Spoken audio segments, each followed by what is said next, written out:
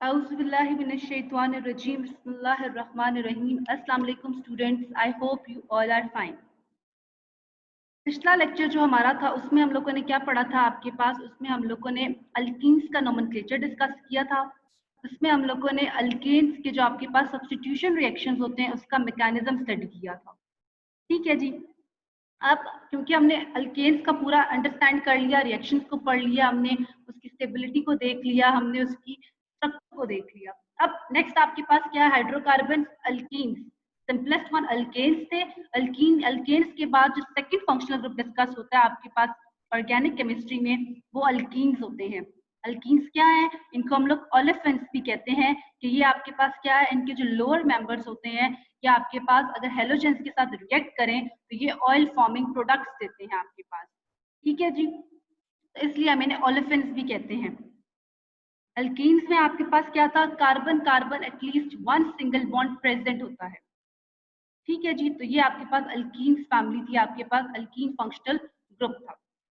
आज हम लोगों ने पढ़ना है आपके पास relative stability of alkenes. Relative कि हम लोग क्या करते हैं, आपके पास अल्कीन एक तो सिंपलेस्ट अल्कीन का स्ट्रक्चर है आपके पास CH2 double bond CH2, that is the simplest structure of alkyne.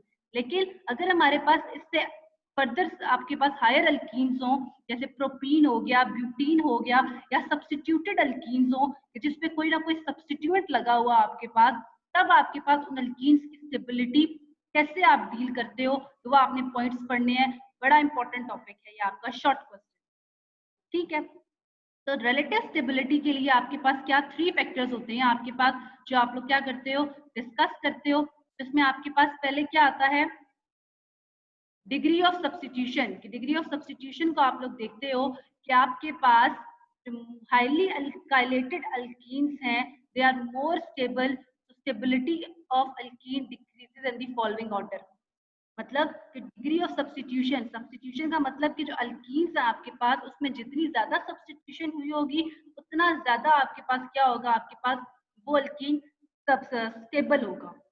ठीक है जी। अब आपके पास अल्कीन्स का कोई भी स्ट्रक्चर 3 पड़े होते हैं फॉर एग्जांपल आपके पास, और एक आपके पास क्या है, सिंपल है, और एक में आपके पास सब्स्टिट्यूएंट्स लगे हुए हैं।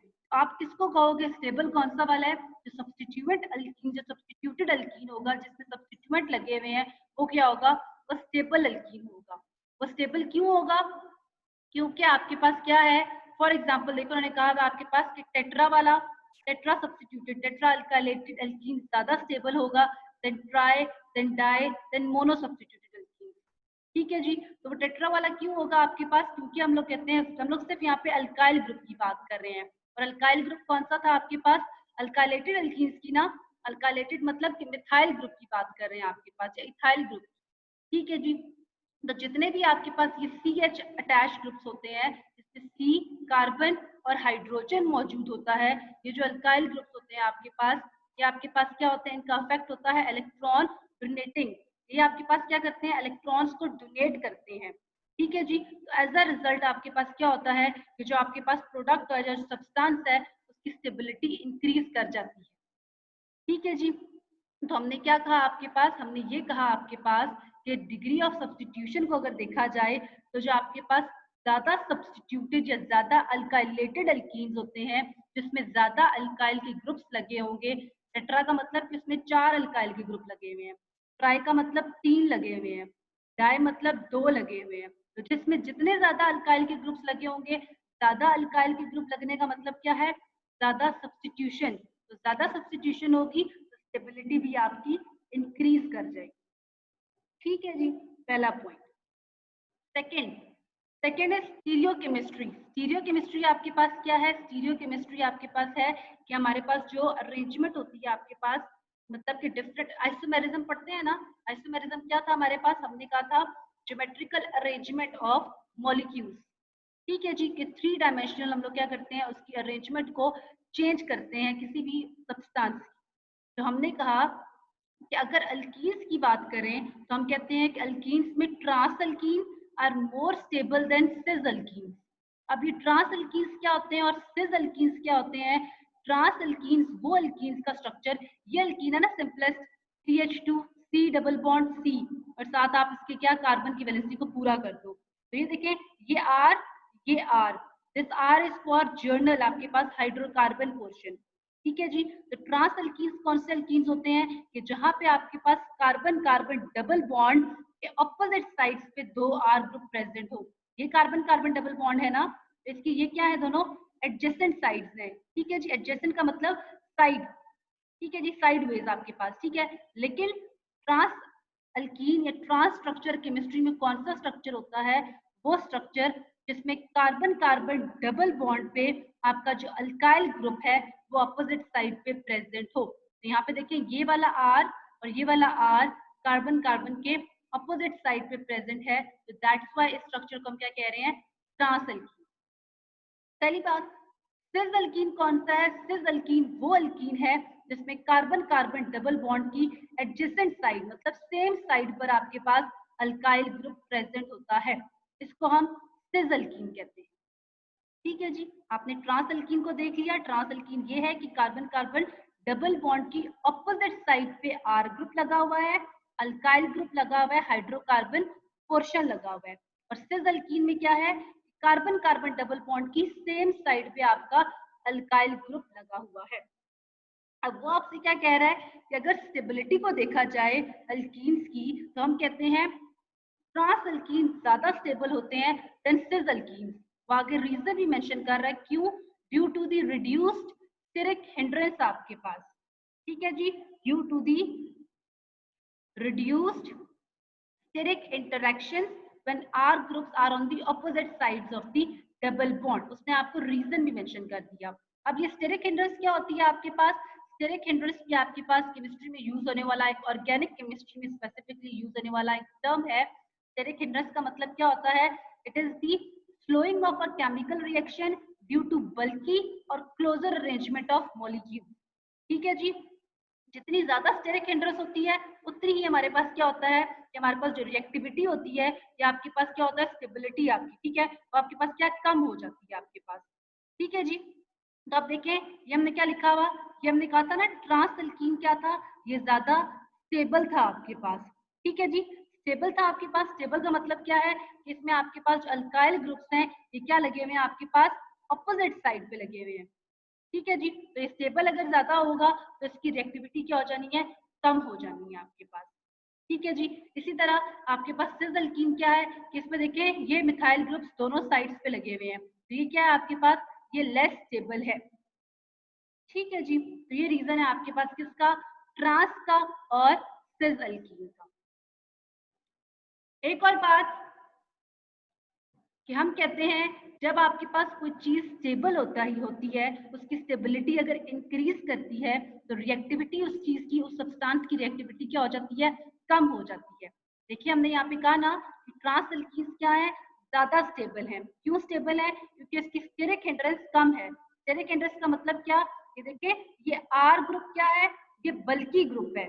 ठीक है जी, जबकि ये एच ग्रुप यहाँ लगा हुआ है, यहाँ पे देखिए कार्बन कार्बन डबल बॉन्ड है ना, यहाँ पे इस साइड पे देखो, यहाँ पे क्या, एक साइड पे आर है, एक साइड पे एच है। ठीक है जी, तो यहाँ पे क्या आपके पास स्टेबिलिटी इसकी ज्यादा है, जबकि यहाँ पे क्या आपके पास स्टेबिलिटी कम क्यों है, क्योंकि बल्कि ग्रुप्स दोनों ही एक साइड पे लगे हुए हैं। ये देखो दोनों साइड्स पे एक ही ग्रुप लगे हुए हैं। तो आपने इस चीज को याद रखना है कि जो चीज ज्यादा स्टेबल होगी, जो सब्सटेंस ज्यादा स्टेबल होगा, उसकी रिएक्टिविटी आपके पास कम होगी। ओके, नेक्स्ट आपके पास क्या है, नेक्स्ट आपके पास थर्ड पॉइंट है। हम लोग स्टेबिलिटी में अगर देखें अल्कीन्स की, तो वो थर्ड पॉइंट आपको क्या बताता है, वो थर्ड पॉइंट ये है आपके पास कि अगर मेरे पास कंजुगेटेड अल्कीन्स हों तो वो ज्यादा स्टेबल होते हैं then isolated alkenes. Conjugated alkenes कौन से होते हैं, वो अल्कीन्स जिसमें कंजुगेशन होती है। और कंजुगेशन क्या है आपके पास, इसको आप लोग इसी चैप्टर में आगे जाके डिटेल में पढ़ोगे कंजुगेशन को, बट यहाँ पे आपने सिर्फ इसका एक पॉइंट याद रखना है। कंजुगेशन क्या होती है, conjugation means alternate single and double bond. ठीक है, इससे पहले भी आपने alternate single and double bond को बेंजीन के स्ट्रक्चर में पढ़ा था। Alternate double and single bonds क्या होते हैं कि आपके पास क्या एक के बाद एक आपके प्रेजेंट है। जैसे देखो ये 1,3 ब्यूटाडाइन स्ट्रक्चर है, इसमें आपके पास कंजुगेटेड डबल बॉन्ड्स प्रेजेंट है। कंजुगेटेड डबल बॉन्ड्स का मतलब कि डबल होगा फिर सिंगल, डबल देन सिंगल, ये अल्टरनेट आपके पास प्रेजेंट होगा, कि पहले डबल फिर सिंगल फिर डबल। ठीक है जी, तो ये जो अल्टरनेट आपके पास डबल बॉन्ड्स की अरेंजमेंट आती है इसको हम कंजुगेशन कहते हैं। ठीक है, तो हमने कहा वो अल्कीन्स जिसमें आपके पास कंजुगेशन प्रेजेंट होगी, जिसमें डबल बॉन्ड्स अल्टरनेट के पोजीशन पे प्रेजेंट होगा, वो ज्यादा स्टेबल स्ट्रक्चर होगा एज कंपेयर टू आइसोलेटेड। ठीक है जी, आइसोलेटेड क्यों? क्योंकि हमारे पास क्या था, हमने ये कहा आपके पास, ये देखो यहाँ पे आपके पास क्या है, ये आगे वो एग्जांपल दे रहा है कि 1,3-ब्यूटाडाइन is more stable than one two butadiene. तो 1,3-ब्यूटाडाइन का स्ट्रक्चर हमने ड्रॉ किया, तो हमने देखा ये देखो double then single then double, तो ये कंजुगेशन प्रेजेंट है ना इसमें, alternate single and double bonds, जबकि 1,2-ब्यूटाडाइन में आपके पास कंजुगेशन प्रेजेंट नहीं है। तो कंजुगेशन प्रेजेंट ना होने की वजह से ये 1,2-ब्यूटाडाइन लेस स्टेबल है, जबकि ये मोर स्टेबल। दूसरी बात हमने कहा था, जिस सब्सटेंस की स्टेबिलिटी ज्यादा होती है उसकी रिएक्टिविटी कम होती है। ठीक है जी, तो हमने देखे यहाँ पे ये कहा आपके पास, ये क्या है, इसकी स्टेबिलिटी ज्यादा है, ये स्टेबल स्ट्रक्चर है, तो इसकी रिएक्टिविटी कम होगी, जबकि हमारे पास इसकी रिएक्टिविटी ज्यादा होगी, ये जल्दी रिएक्ट करेगा आपके पास। ठीक है, तो ये 3 पॉइंट्स थे आपके पास रिलेटिव स्टेबिलिटी ऑफ एल्कीन्स के। पहला पॉइंट सब्स्टिट्यूशन का, जितनी ज्यादा सब्स्टिट्यूशन उतना ज्यादा आपका स्टेबल अल्कीन होगा। ठीक है, सेकेंड हमने पढ़ा कि आपके पास जितना ज्यादा आपके पास स्टेरिक हिंड्रेंस कम होती है उतनी ज्यादा स्टेबिलिटी इंक्रीज करती है। और स्टेरिक हिंड्रेंस क्या है? स्टेरिक हिंड्रेंस बल्कीनेस है आपके पास। ठीक है, तो हमने कहा जो ट्रांस अल्कीन थे वो आपके पास क्या ज्यादा स्टेबल होते हैं देन सिस अल्कीन। क्यों? क्योंकि ट्रांस में हमारे पास जो आर ग्रुप होता है वो अपोजिट साइड पे होता है डबल बॉन्ड की, इसकी वजह से हमारी जो स्टेरिक हिंड्रेंस है, जो हमारे पास क्या है बल्कीनेस है, वो कम हो जाती है ग्रुप। ठीक है, और तीसरा हमने कंजुगेशन को पढ़ा, ये बहुत इंपॉर्टेंट आपका शॉर्ट क्वेश्चन है कि स्टेबिलिटी क्या होती है और क्यों आपके पास, हम कहते हैं कि ऐसे रीजनिंग क्वेश्चन भी आ सकते हैं आपके पास कि why one three butadiene is more stable than one two butadiene. तो आपने फिर इसका रीजन बताना होगा, क्योंकि 1,3-ब्यूटाडाइन में कंजुगेशन प्रेजेंट है, alternate single and double bonds present है, जबकि 1,2-ब्यूटाडाइन में कंजुगेशन एब्सेंट है। ठीक है, ओके।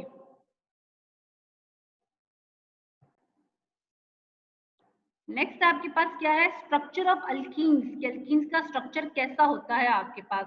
तो अल्कीन के स्ट्रक्चर में पहली बात कि carbon carbon double bond present होगा। ठीक है जी, पहली बात हो गई। नेक्स्ट आपके पास क्या है, ये जो कार्बन आपका होता है, जो कार्बन है आपके पास किसका, अल्कीन्स का, उसकी हाइब्रिडाइजेशन क्या होती है, दैट इज sp2 हाइब्रिडाइज। ठीक है जी, नेक्स्ट आपके पास क्या है, वो आपको ये बता रहा है कि अगर हम लोग इथीन का स्ट्रक्चर देखें, तो ये देखें, ये से खोल के इथीन का स्ट्रक्चर आपके पास लिखा हुआ है, जिसमें आपको वो उसकी हाइब्रिडाइजेशन बता रहा है कि कार्बन एटम sp2 हाइब्रिडाइज्ड है। ठीक है जी, नेक्स्ट वो आपको उसमें p ऑर्बिटल्स का बता रहा है कि p ऑर्बिटल्स के ओवरलैप की वजह से आपके पास पाई बॉन्ड बनता है।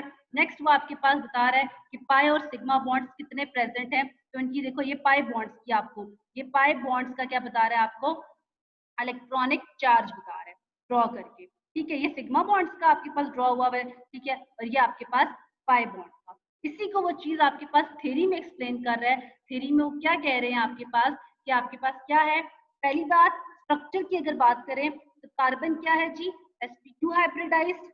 अब जब आप हाइब्रिडाइजेशन की बात करते थे तो कार्बन की अगर मैं हाइब्रिडाइजेशन लिखूं तो मेरे पास क्या आती थी, 1s2 2s2 2p2 कार्बन 6। ठीक है, जब हमने क्या कहा आपके पास कि कार्बन हमेशा 4 बॉन्ड्स बनाता है, तो हमने क्या किया, एक p में से एक्साइट करवाया इलेक्ट्रॉन, एक s में से एक्साइट करवाया 2s में से, तो ऑन दी होल हमारे पास क्या हुआ, 2s में एक इलेक्ट्रॉन, 2px में एक इलेक्ट्रॉन, 2py में, 2pz में एक इलेक्ट्रॉन। अब क्योंकि हमारा कार्बन क्या है जी, sp2 हाइब्रिडाइज्ड है, तो हमारा एक s 2s यूज होगा, एक 2px, एक 2py, तीन आपके ऑर्बिटल्स यूज होंगे। तो वो तीन ऑर्बिटल्स क्या होंगे कि वो हाइब्रिडाइजेशन करेंगे और हाइब्रिड ऑर्बिटल्स होंगे आपके पास। ठीक है जी, तो वो ये कह रहा है कि 3sp2 hybrid, 3sp2 hybrid orbitals होंगे और एक हमारा 1p ऑर्बिटल अनहाइब्रिड बचेगा। ठीक है, अब जब हमारे पास जो हाइब्रिड ऑर्बिटल्स थे जब वो ओवरलैपिंग करते हैं आपके पास, तो आपने पढ़ा था कि हाइब्रिड ऑर्बिटल्स हमेशा आपको सिग्मा बॉन्ड देते हैं। ठीक है जी, तो वो हाइब्रिड ऑर्बिटल 3 थे, तो 3 हाइब्रिड ऑर्बिटल ने क्या किया, ओवरलैप किया, तो हमें 3 सिग्मा बॉन्ड्स दिए, पहली बात। और जो पीछे हमारे पास पी ऑर्बिटल आपके पास अनहाइब्रिड ऑर्बिटल बचा था, उसने आपके पास क्या किया, ओवरलैप करके आपको पाई बॉन्ड की फॉर्मेशन दी। ठीक है जी, तो ये इंपॉर्टेंट पॉइंट है आपके पास क्या, कि जो हमारे पास हाइब्रिड ऑर्बिटल्स हैं ये सिग्मा बॉन्ड दे रहे हैं, पी ऑर्बिटल अनहाइब्रिड बचा था उसने हमें पाई बॉन्ड की फॉर्मेशन दी। ठीक है, तो देखिए यहाँ पे कार्बन पे जो आप देखते हो तो कार्बन के कितने आपके पास, कार्बन कार्बन से बॉन्ड बना रहा है एक सिग्मा बॉन्ड, और 2 सिग्मा बॉन्ड ये हाइड्रोजन के साथ बन रहे हैं, तो on the whole 3 sigma bond. ठीक है, और एक आपके पास इसमें पाई बॉन्ड होता है, और पाई बॉन्ड किसकी वजह से बना है, वो आपके पास पी ऑर्बिटल की वजह से बना है। ठीक है जी, ओवरलैप ऑफ पी ऑर्बिटल की वजह से आपके पास सिग्मा बॉन्ड बना है। ये हो गया स्ट्रक्चर उसका, ये इसको ड्रॉ करके बता रहा है। ये जो कार्बन है देखें जी, ये sp2 हाइब्रिडाइज्ड है आपके पास। ये जो आपके पास सिग्मा बॉन्ड बन रहा है आपके पास, ये किस वजह से बन रहा है, जो 3 आपके पास sp2 हाइब्रिड ऑर्बिटल्स थे उनके ओवरलैप की वजह से आपके पास सिग्मा बॉन्ड की फॉर्मेशन हो रही है। ठीक है जी, और आपके पास ये पाई और सिग्मा बॉन्ड्स के लिए वो आपको इलेक्ट्रॉनिक चार्ज बता रहा है कि पाई बॉन्ड का क्या होता था आपके पास, हाफ अबव और half below the line axis. ठीक है, नेक्स्ट आपके पास, और ये सिंपलेस्ट स्ट्रक्चर इथीन का ड्रॉ हुआ है, ये सिंपलेस्ट स्ट्रक्चर होता है इथीन का, जिसमें आपके पास एक सिग्मा बॉन्ड और एक पाई बॉन्ड प्रेजेंट।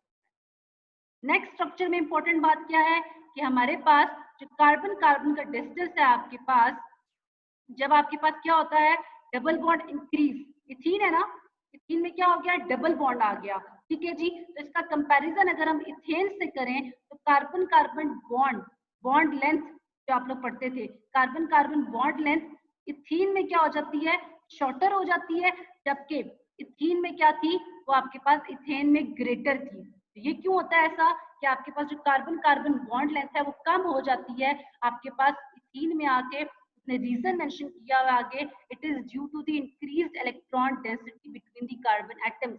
तो जितने ज्यादा इलेक्ट्रॉन आपके पास क्या है, उतनी ही ज्यादा आपके पास क्या होगी, शॉर्टनिंग हो जाती है बॉन्ड लेंथ की।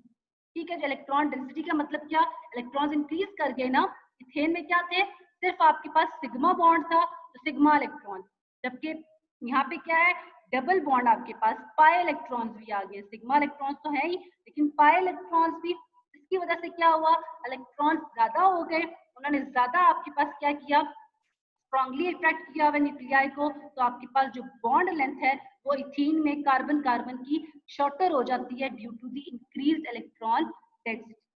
ठीक है, इसको भी आपने याद करना है, 1.34 होती है इथीन में, और इथेन में 1.54 एंगस्ट्रॉम।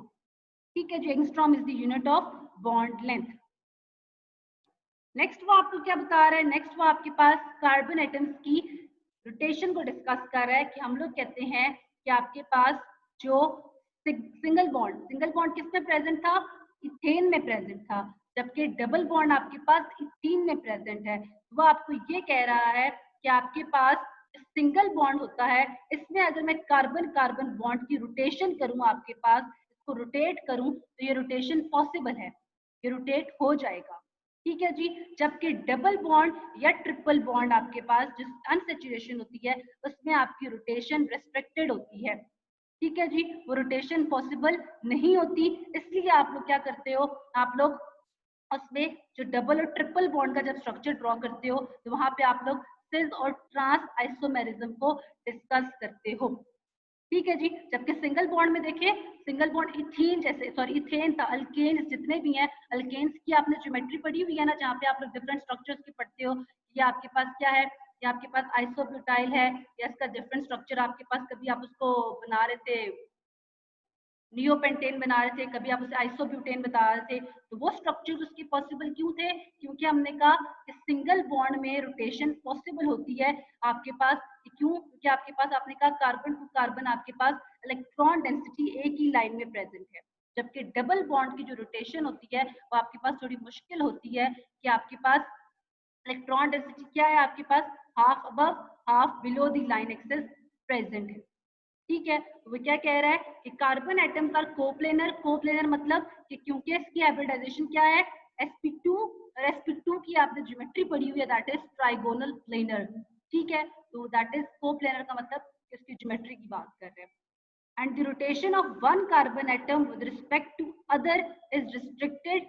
इसमें हम लोग कहते हैं जो अल्कीन्स होते हैं जिसमें डबल बॉन्ड होता है, इसमें रोटेशन रिस्ट्रिक्टेड होती है। इस रिस्ट्रिक्शन की वजह से आपके पास हमारे पास क्या होता है, सिस और ट्रांस आइसोमेरिज्म अल्कीन में पाया जाता है। इसका रीजन मैंने मेंशन किया हुआ है, it is due to the pi bond. ठीक है, तो ये आपके पास क्या था, ये स्ट्रक्चर था अल्कीन्स का।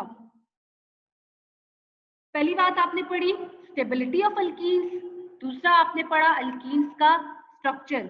उसमें पहले आपने उसकी हाइब्रिडाइजेशन को डिस्कस किया, देन उसकी बॉन्ड लेंथ को डिस्कस किया, देन आपने बताया कि आपके पास जो अल्कीन है उसमें आपकी जो रिस्ट्रिक्शन जो रोटेशन है आपकी बॉन्ड की वो क्या होती है, कम होती है। क्यों? क्योंकि पाई बॉन्ड प्रेजेंट होता है आपके पास।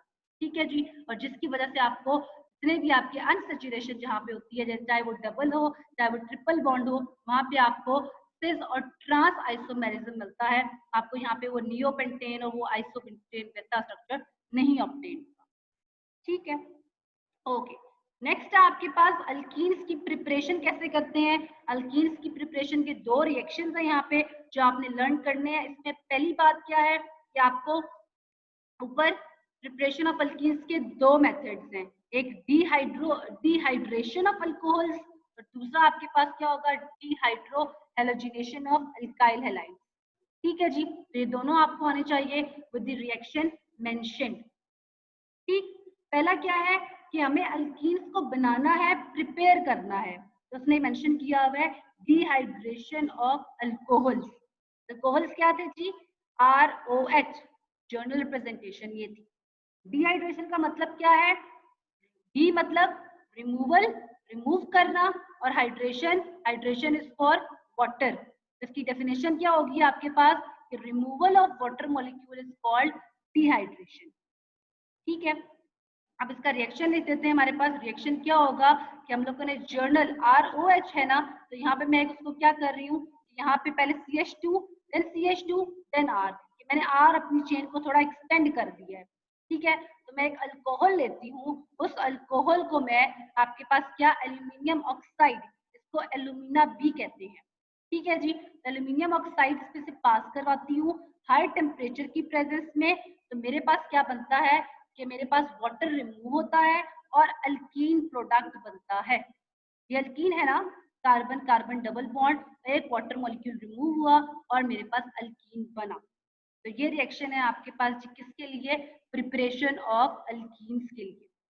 ठीक है जी, कि हमने क्या करना है, वाटर मॉलिक्यूल को रिमूव करवाना है अल्कोहल में से और एज अ रिजल्ट हमारे पास अल्कीन बनेगा। अब जो जितने रिएक्शंस हैं इनमें आपने इसका ये रिएक्शन कंडीशन एरो के अबव या बिलो लिखी होती हैं, ये आपने याद करनी है। ठीक है, ओके। अब हम लोग कह रहे हैं कि इसमें जो डिहाइड्रेशन के लिए डिहाइड्रेटिंग एजेंट्स यूज होते हैं, मोस्टली कौन से होते हैं, फास्फोरस की ऑक्साइड हो सकती है, सल्फ्यूरिक एसिड हो सकता है, या फास्फोरिक एसिड हो सकता है। ठीक है जी, अब हमने कहा कि हमारे पास अल्कोहल, अल्कोहल आपके पास तीन तरह के अल्कोहल्स प्रेजेंट होते हैं on the basis of structure, tertiary alcohol, secondary and primary alcohol. तो हमने ये कहा आपके पास कि जो आपके पास ईज ऑफ हाइड्रेशन, डिहाइड्रेशन होगी वो आपके पास क्या होगी, वो टर्शियरी अल्कोहल की ग्रेटर होगी, देन सेकेंडरी देन प्राइमरी। कहने का मतलब क्या है, जो टर्शियरी अल्कोहल होगा वो आपको जल्दी से रिएक्शन दे देगा, पर जल्दी नहीं देगा, मतलब उसका ये होगा कि उसका जो रिएक्शन होगा वो आसानी से होगा। टर्शियरी अल्कोहल का जो रिएक्शन होगा वो आसानी से होगा। क्यों आसानी से होगा, क्योंकि हमने कहा कि आपने पढ़ा था टर्शियरी अल्कोहल स्ट्रक्चर कौन सा होता है, जिसमें आपके पास carbon of attachment is then directly attached with 3 other carbon atoms. वो टर्शियरी आपके पास क्या था, स्ट्रक्चर था। तो यहाँ पे अल्कोहल की बात कर रहे हैं, हम कहेंगे वो टर्शियरी अल्कोहल है। ठीक है जी, तो पहली बात definition of dehydration, second reaction, reaction conditions, dehydrating agents, और हम कह रहे हैं कि ease of dehydration of various alcohol का ऑर्डर ये है आपके पास कि टर्शियरी का सबसे ज्यादा देन सेकेंडरी, देन प्राइमरी। ठीक है जी, तो वो आपको देखो नीचे लिख के भी बता रहा है आपके पास कि देखो यहाँ पे आपका कंपैरिजन है किस किस का, सेकेंडरी अल्कोहल और टर्शरी। पहले तो उसने आपको जो बताया था ये आपके पास ये प्राइमरी अल्कोहल के लिए है। ये देखो OH, ये कार्बन ऑफ अटैचमेंट है, carbon of attachment is directly attached with first carbon. ठीक है जी, तो प्राइमरी अल्कोहल का क्योंकि हमने कहा जो ईज ऑफ डिहाइड्रेशन है, रिएक्शन का आसानी से होना, उसकी कंडीशन हमने कहा ना प्राइमरी अल्कोहल की सबसे कम है। देखिए इसकी सबसे कम है तो इसकी आपके पास टेम्परेचर सबसे ज्यादा हमने दिया है तब जाके रिएक्शन हुआ है इसकी, क्योंकि ईज ऑफ डिहाइड्रेशन कम थी प्राइमरी अल्कोहल की। सेकेंडरी की उससे थोड़ी ज्यादा थी, तो ये देखिए सेकेंडरी आपके पास OH, दिस इज ठीक है। इसमें हमने टेम्परेचर तो थोड़ा कम ले लिया, लेकिन सल्फ्यूरिक एसिड जो हमारे पास क्या था, डिहाइड्रेटिंग एजेंट था, उसकी हमने कंसंट्रेशन 75% ली है और टर्शरी के लिए हमने सिर्फ 20% ली है। ठीक है जी, तो this one is secondary alcohol, this one is tertiary alcohol. ये देखें कार्बन ऑफ अटैचमेंट, ये कार्बन ऑफ अटैचमेंट है, it is further attached with two carbon atom, तो ये आपका सेकेंडरी अल्कोहल है। ठीक है, वाटर देखें कैसे रिमूव हो रहा है, हमारे पास देखो ये डबल बॉन्ड कैसे बन रहा है, ये OH लिखा हुआ है ना, ये OH है आपके पास, तो यहाँ से OH रिमूव हो रहा है, ये OH रिमूव होगा और एक H आपके पास इसी कार्बन के एडजेसेंट वाले से, इससे हमने क्या किया आपके पास कि आपके पास देखो ये हाइड्रोजन, एक हाइड्रोजन यहाँ से रिमूव हुआ, OH यहाँ से रिमूव हुआ, एज अ रिजल्ट वाटर आपका एलिमिनेट हुआ और पीछे यहाँ पे डबल बॉन्ड बन गया। कौन सा वाला, ये डबल बॉन्ड टूटा है, ये डबल बॉन्ड यहाँ पे आ, ठीक है। इसी तरह यहाँ पे आपके पास क्या हुआ, यहाँ पे OH यहाँ से निकला, H यहाँ से निकला और ये वाला डबल बॉन्ड, ये वाला डबल बॉन्ड था, ये यहाँ पे आ गया और हमारे पास रिजल्टेंट अल्कीन बनी। ठीक है जी, ओके। नेक्स्ट आपके पास क्या है, नेक्स्ट आपके पास है reaction dehydrohalogenation of alkyl halides. दो मेथड्स हैं अल्कीन्स को प्रिपेयर करने के। सेकंड मेथड है dehydrohalogenation of alkyl halides. Alkyl halides क्या थे जी, इसको हम लोग RX जनरल रिप्रेजेंटेशन, डेफिनेशन देखें, डी का मतलब रिमूवल, हाइड्रो का मतलब हाइड्रोजन और हेलोजिनेशन का मतलब हेलोजन को रिमूव करना है आपने। ठीक है जी, तो वो removal of hydrogen halide HX from alkyl halides is called as dehydrohalogenation. ठीक है कि हाइड्रोजन को रिमूव करो और हेलोजन को रिमूव करो अल्काइल हैलाइड से, तो उसे डीहाइड्रोहैलोजिनेशन कहते हैं। नेक्स्ट उसका रिएक्शन देख लेते हैं, हमें किस में से रिमूव करना है जी, अल्काइल हैलाइड में से। तो ये RX जनरल रिप्रेजेंटेशन थी, मैंने क्या किया कि आपके पास R, ये R है, ये X है, ठीक है, तो मैंने बीच में कुछ हाइड्रोकार्बन लगा दिया CH, ये CH2 है, इस CH2 को मैंने खोल के लिख दिया यहाँ पे H नीचे इसका कर दिया। ठीक है, अब रिएक्शन कैसे होगा कि हमने क्या करना है कि हमारे पास अल्काइल हैलाइड का रिएक्शन हमने अल्कोहलिक पोटेशियम हाइड्रोक्साइड के साथ करवाना है। तो एज अ रिजल्ट क्या होगा कि हमारे पास हाइड्रोजन हैलाइड अल्काइल हैलाइड में से रिमूव होगी और हमारे पास रिजल्टेंट अल्कीन बनेगा। ये हमारा मेन प्रोडक्ट है और ये दोनों हमारे साइड प्रोडक्ट्स हैं। ठीक है, यहाँ पे आपने क्या ध्यान रखना है, यहाँ पे आपने ये ध्यान रखना है कि डीहाइड्रोहैलोजिनेशन करते वक्त आपने एक तो हैलोजन रिमूव करवाना है ना, और दूसरा हाइड्रोजन मतलब HX को रिमूव करवाना है आपके पास। ठीक है जी, तो elimination of a halogen atom together with a hydrogen atom from adjacent carbon atom. ठीक है जी, कि जहां से आपका ये लगा हुआ है ना alkyl halide is RX, functional group क्या है जी, X, तो जहां से X रिमूव हो रहा है उसके एडजेसेंट वाले कार्बन एटम के साथ वाला हाइड्रोजन आपने रिमूव करवाना है। ये नहीं करना कि X भी यहाँ से हो रहा है तो हाइड्रोजन भी यहीं से रिमूव करवाना है, नो, जहां से X रिमूव करवा रहे हो उसके एडजेसेंट वाले कार्बन से, एडजेसेंट मतलब साथ वाले कार्बन से हाइड्रोजन को रिमूव करना है। ये HX देखिए रिमूव हो गया। ठीक है, अब ये HX ऐसे HX यहाँ नहीं लिख देना आप लोग उठा के, HX रिमूव हो रहा है आपके पास, यहाँ पे डबल बॉन्ड बन रहा है, ये देखें जी ये डबल बॉन्ड बन रहा है। अब HX कैसे रिमूव हो रहा है, वो आपके पास इस पोटेशियम हाइड्रोक्साइड का K, पोटेशियम रिएक्ट करता है इस X हैलोजन के साथ और ये वाला H इस OH के साथ रिएक्ट करता है और वाटर की फॉर्म में निकलता है। ठीक है जी, तो ये आपने साइड प्रोडक्ट्स का ध्यान रखना है। इसी तरह देखें, ये आपके पास लिखा हुआ है नेक्स्ट, उसने CH2, ये क्या था, ये CH3 CH2Br इथाइल ब्रोमाइड था, लेकिन मैंने इसका हाइड्रोजन अलग करके लिखा है ताकि मुझे पता चले कि जो मैंने ब्रोमीन यहाँ से रिमूव करवाना था, देखिए ये ब्रोमाइड हेलोजन, और इसी के मैंने क्या किया, जो मेरे पास नेक्स्ट एडजेसेंट कार्बन था वहां से हाइड्रोजन को रिमूव करवाया। HBr रिमूव हुआ, यहाँ पे डबल बॉन्ड, ये देखें डबल बॉन्ड बन गया, इथीन बन गया। ठीक है, अब ये जो Br था इसको पोटेशियम ने लिया, KBr और प्लस वाटर। ओके, नेक्स्ट आपके पास इसी तरह थर्ड रिएक्शन देखें लिखा हुआ है आपके पास, तो वो चीज आपने याद रखनी है कि हेलोजन को जब रिमूव करना है तो हाइड्रोजन होगा वो इसके साथ वाले एडजेसेंट कार्बन से रिमूव होगा। ये ऊपर जो पॉइंट लिखा हुआ है इसको आपने अच्छे से दोबारा पढ़ना है कि जहां से आपने हेलोजन को रिमूव किया उसके एडजेसेंट कार्बन से हाइड्रोजन को रिमूव करना है, और डबल बॉन्ड यहीं पे बनेगा। देखो आप प्रोडक्ट देखो ना, ये प्रोपीन है ना, तो डबल बॉन्ड यहाँ भी तो बन सकता था, यहीं पे क्यों बना? ये रूल है आपका कि जहां से आपने हेलोजन को रिमूव करवाया उसके एडजेसेंट कार्बन से हाइड्रोजन को रिमूव करवा के डबल बॉन्ड यहाँ बनेगा। ठीक है, तो इसलिए देखें डबल बॉन्ड यहाँ बना है, यहाँ नहीं बना, हालांकि हाइड्रोजन तो यहाँ पे भी था। ओके, तो इसको आपने पढ़ना है डीहाइड्रोहेलोजिनेशन को। नेक्स्ट है आपके पास रिएक्टिविटी। ये आपके पास दो मेथड्स थे for the preparation of alkenes. Next है आपके पास रिएक्टिविटी, कि अल्कीन्स कैसे रिएक्ट करते हैं आपके पास। तो क्योंकि हमने कहा आपके पास कि अल्कीन्स क्या है, अल्कीन्स आपके पास क्या ज्यादा रिएक्टिव होते हैं एज कंपेयर टू अल्केन्स। क्यों? क्योंकि आपके पास इसमें diffuse region of high electron density होता है। डिफ्यूज का मतलब एक्सपोज, इसमें ज्यादा आपके पास इलेक्ट्रॉन एक्सपोज हुए होते हैं। ठीक है जी, next, this is due to pi bonds in alkenes. क्यों इलेक्ट्रॉन डेंसिटी ज्यादा एक्सपोज हुई होती है? Because of the pi bonds. ठीक है जी, नेक्स्ट, पाई बॉन्ड क्योंकि वीकर होता है देन सिग्मा बॉन्ड, इसलिए हम कहते हैं इसको लेस एनर्जी चाहिए देन पाई बॉन्ड।